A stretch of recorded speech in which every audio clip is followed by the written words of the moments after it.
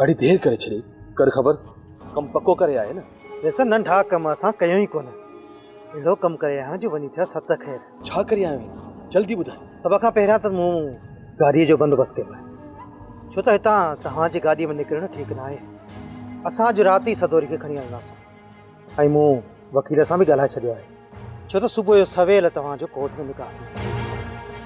ऐं पोइ असांजो केर बि नालो कोन वठी सघे मूं सदोरी खे इतला ॾेई छॾियो आहे त असां अॼु राति ई निकिरंदासीं हाणे ॾिसां थी इहो परू मूंखे कीअं थो रोके परू दम अथई न त मूंखे रोके ॾेखार नादर खान ईअं न आहे जीअं तव्हां सोचे रहिया आहियो कोर्ट मैरिज करण खां पोइ बि काफ़ी सारी मुश्किलातूं अची सघनि थियूं तव्हां ते अगवा जो केस बि लॻी सघे थो जेसीं ताईं वञी सच साबित थिए तेसीं ताईं राजूना फ़ैसिला बि पिया हलंदा ऐं पोइ तव्हां ते ज़ोर बि पइजी सघे थो त छोकिरीअ खे वापसि कयो मतिलब त इहा मुसीबत जल्दी टरण वारी न आहे नादर खान मूं हिन मुसीबतुनि खे मुंहुं ॾियण जे लाइ तव्हांजे लाइ बंदोबस्तु करे छॾियो आहे तव्हांखे कुझु ॾींहं रूपोश रहणो पवंदो इन करे मूं जॻह जो बंदोबस्तु बि करे छॾियो आहे वाह गुलू वाह दोस्त हुजनि त तो जहिड़ा मूंखे तुंहिंजी दोस्ती ते नाज़ आहे नाज़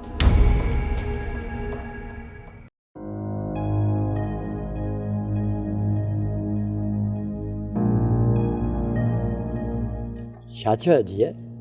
तूं रोई छाजे लाइ पई चाचा मलूक वॾेरे असांजी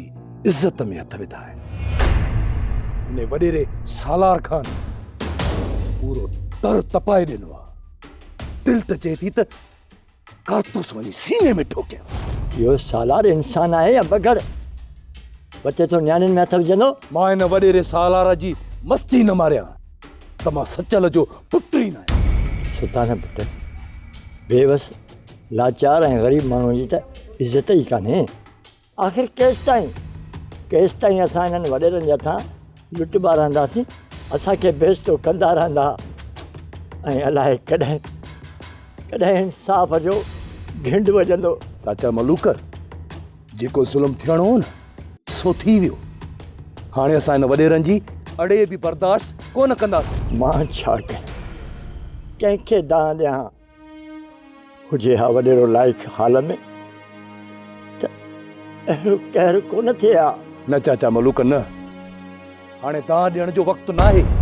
जेकॾहिं दाह ॾियण सां इंसाफ़ मिले हा न त वॾेरो सालार अहिड़ी हरकत ई न करे हाणे त बसि पलान थींदो पलान थी थींदो पलान असां ग़रीब उन्हनि सां कहिड़ो करे सघंदासीं असां त उन सां विड़ी कोन सघंदासीं न चाचा मलूक न इहे वॾेरा सफ़ा कमज़ोर आहे हिननि वॾेरनि जो को मिट मरी पवंदो आहे न त पाण कबर बि न आहिनि खोटे सघंदा पर पुट पोइ बि हू झेड़े में असां खां ॾाढा आहिनि ठीकु आहे चाचा जेका तव्हांजी मर्ज़ी